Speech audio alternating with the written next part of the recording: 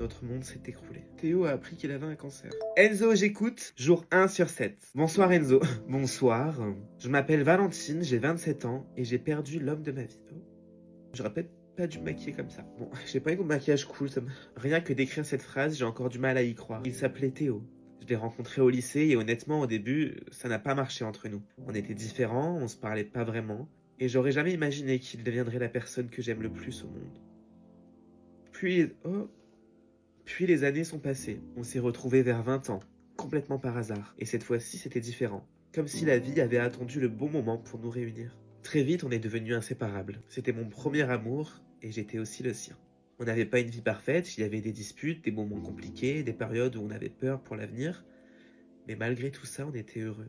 Parce qu'on s'aimait d'un amour sincère et d'un amour rare. C'était ce genre d'amour où tu regardes la personne et tu te dis « je veux finir ma vie avec lui ». Ce genre d'amour où même les moments les plus simples deviennent beaux juste parce qu'il est là. On était prêts à tout l'un pour l'autre, je pensais vraiment qu'on allait vieillir ensemble. Puis à mes 25 ans, notre monde s'est écroulé. Théo a appris qu'il avait un cancer.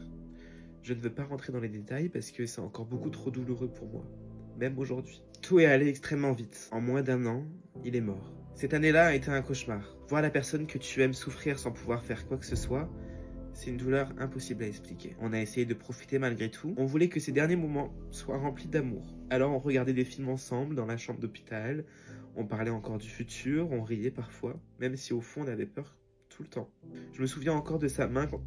Je me souviens encore de nos regards fatigués qui essayaient de se rassurer alors que lui était en train de partir. Et puis un jour, il n'était plus là.